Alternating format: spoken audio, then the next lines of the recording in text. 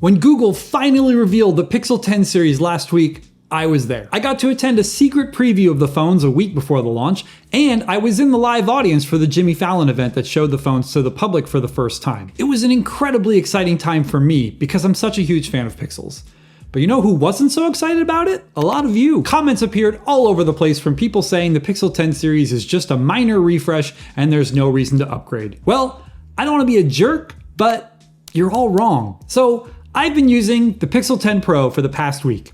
I got the best colorway, Moonstone, and I gotta say, it looks and feels fantastic. Unfortunately, this incredible design is the root of the problem when it comes to people saying the Pixel 10 series is barely a refresh. When you hold the Pixel 10 Pro next to the Pixel 9 Pro, the two phones look nearly identical. If you stopped your investigation right there, the logical conclusion would be that there's nothing exciting going on. However, once you use this phone, you immediately see that while this is most certainly a sequel to this one, they are very, very different experiences. Since Pixel fans are all about the camera, let me start there. This is another contentious thing about this phone because Google didn't dramatically upgrade the hardware of any of the cameras. The Pixel 10 Pro has the same rear camera system as the Pixel 9 Pro, and the selfie cameras are the same too.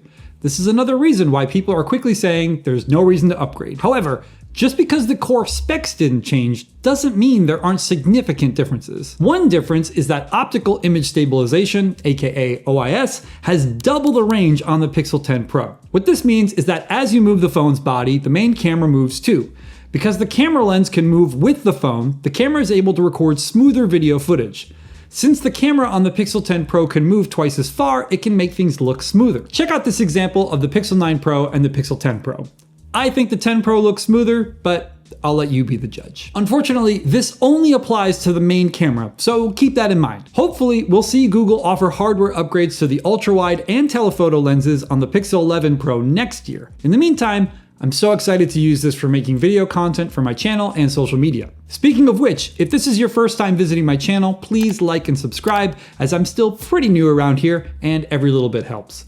Also, hit me up on Threads and Blue Sky. Links are all in the description. Anyway, I'm not done with camera stuff yet. Another significant camera upgrade is the introduction of 50 megapixel portraits. On the Pixel 9 Pro, when you switch the camera into portrait mode, you're locked to a 12 megapixel binned image. This doesn't use the full power of the 50 megapixel primary lens. Well, on the Pixel 10 Pro, you can pick what you want. Full fat 50 megapixels or a leaner 12 megapixels. If you go for 50, you will get a lot more detail in your shots. You'll also see slightly better edge detection, which has been a sore spot for Pixels for a while now. This is important to note because this is a feature that Google addressed because of user feedback. Pixel fans said, hey, edge detection should be better, and Google did something about it. Sure, it's still not perfect, but at least Google is listening to feedback. The final camera thing I want to touch on is the controversial Super Res Zoom. This enables the Pixel 10 Pro to zoom in all the way to 100x. This is a cool feature, and it can make your grainy, unusable 100x zoom shots into something that looks better. However, you need to know what you're getting yourself into with this feature. What happens here is that you take your photo, and then the camera software feeds that image into a generative AI diffusion model that lives on the phone. In other words, on-device AI creates a brand new image based on what you give it. So what you get isn't a real photo, but AI's interpretation of that photo. In this example, you can see that the AI took some creative liberties with the hiking sign. Notably, this doesn't happen when a person is in the photo. If the AI recognizes that a person is in the frame, it turns off the diffusion model to prevent AI from replicating a real human. It still cleans up the photo a bit, but the picture is still real. This is kind of spooky, and I know a lot of my viewers have expressed discomfort over the feature. It does work as advertised though, and if you don't have any ethical issues with an AI-generated image popping out of your camera, then you'll really enjoy this. Either way, since this all happens on device through the power of Tensor G5, the Pixel 10 Pro is the only phone that can do it. Speaking of Tensor G5, let me touch on that for a bit. Let me preface this by saying that if you're excited about benchmarks and stress tests and all that, I'm not going to touch on that stuff. My friends over at Android Authority have a ton of great info on all that with all the numbers and charts you could ever want to see. I'll leave a link for that in the description. Instead, what I want to focus on with Tensor G5 are the things I've enjoyed using it for that simply don't work on the Pixel 9 series. I've already talked about Super Res Zoom and 50 megapixel portrait mode, but there's so much more than that. Magic Q has actually proven to be a super cool feature that I'm finding adds value to my life. For example, In this conversation with my partner Allison, she asked me about where I was going for a dinner event Qualcomm is throwing. When she asked this question, Magic Q jumped right in to help. Because Magic Q knows what's going on in my calendar, it knew what restaurant I was going to, and all I needed to do was hit the little button. I didn't need to close messages, open my calendar, find the information, jump back to messages, and type it all out. I just hit a button and boom, it did all the work. The impressive thing here is that this also happens on device, meaning Magic Q isn't using the internet to make this work. It's just using what's on my phone, which is something Tensor G4 can't do. Another feature that is only enabled through the power of Tensor G5 is Pixel Journal. This app uses on-device AI to help you craft, you guessed it, a journal. It will prompt you with questions to help you get creative and remind you to fill things out. It will pull media from your photo gallery and even incorporate your location information through maps. This is all happening on device, so Google never gets to see anything you put here. Now, you can choose to back this up to the cloud, which might be a good idea in case your phone gets lost or stolen, but if you're not comfortable with that, no big deal. It's all just on your phone, and you can even lock it behind a pin. Okay. One more Tensor G5 thing that I found incredibly useful. My subscribers all know by now that I love using voice typing, and Tensor G5 makes that experience even better. Now I can actually use my voice to edit as I go.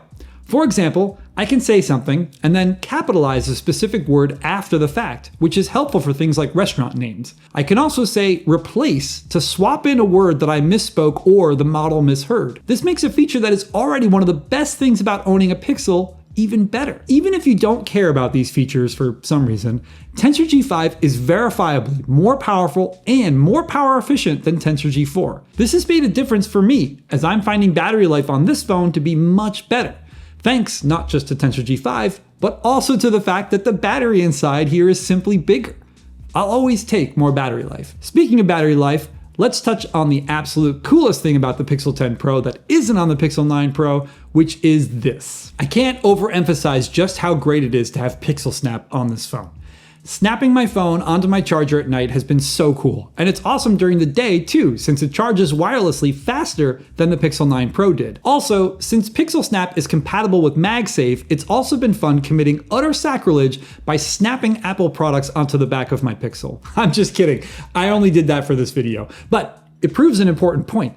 Almost every single MagSafe accessory out there will work with any Pixel 10 phone, so you now have thousands and thousands of cool new things you can do with your Pixel. This video is already pretty long, and I haven't even touched on everything that's different about the Pixel 10 Pro. It's the first phone with a Thread radio built right into it, which is something smart home nerds like me are really excited about. It has Bluetooth 6, a significant jump over the Bluetooth 5.3 in the Pixel 9 Pro. The display is 10% brighter than the Pixel 9 Pros. The always-on display now supports wallpaper. The speakers are better, louder, and have more bass. Storage is faster with UFS 4.0. The list just keeps going. So really, if you can watch this and then honestly say that there's nothing new with the Pixel 10 Pro, you're just wrong. Objectively, there are well over 24 new features and upgrades to the Pixel 10 Pro, most of which have made a distinct difference in my life just this week alone. I can't even imagine how much the phone is going to make my life easier and better as the weeks and months go by, especially with this phone getting 7 years of Pixel drops that will bring more and better features in the future. So now that I've told you all about the reasons why this phone is definitely a step up over the Pixel 9 Pro, let me touch on a few things that disappointed me. One of the biggest omissions is storage. The starting amount of storage in the Pixel 10 Pro is still just 128 gigabytes, which is a real shame for a phone that will cost you $1,000 in 2025. For my needs, this isn't too big of a deal. My Pixel 9 Pro had 256 gigabytes of storage, and it never came close to filling it up. So I'm pretty sure I'll be able to stay under 128 through a combination of cloud backups and general maintenance like deleting unneeded apps and making sure I don't download too many albums at once. But yeah, it would sure be nice if I didn't need to do those things because the phone just had enough storage out of the gate. Rumors suggest Apple might offer 256 gigabytes of storage at the start with the iPhone 17 series. So if that happens, Google's going to look bad. Another thing that could have used an upgrade is Face Unlock. Face Unlock still works great when there's plenty of light, but when you're trying to use Face Unlock in low light situations, it still has a lot of trouble. Granted, I feel like the only way Google could really make this better would be to go the Apple route and put more advanced sensors on the front of the phone. But doing that would require Google to make the display cutout bigger, just like Apple did with Dynamic Island.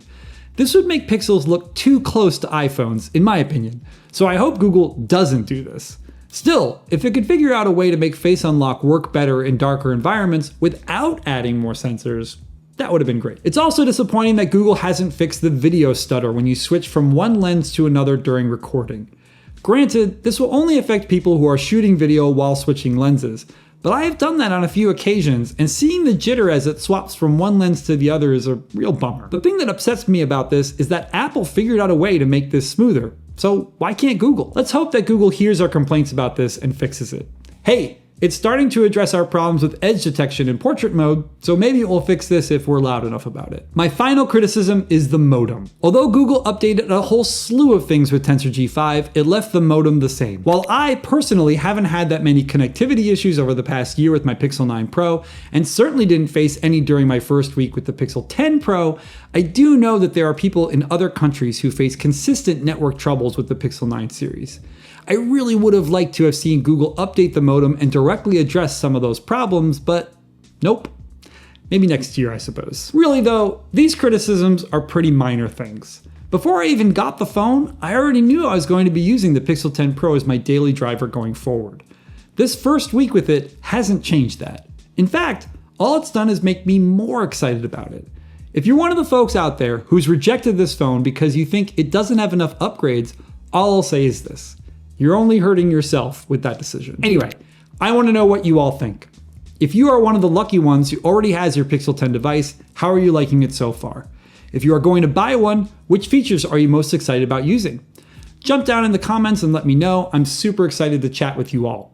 Before you head off to do something else though, why not give this video a watch? It goes over what happened at that secret Google Pixel 10 event I mentioned at the beginning of this video. And of course, it would really make my day if you subscribe so you know all about future videos. I'll see you all down in the comments.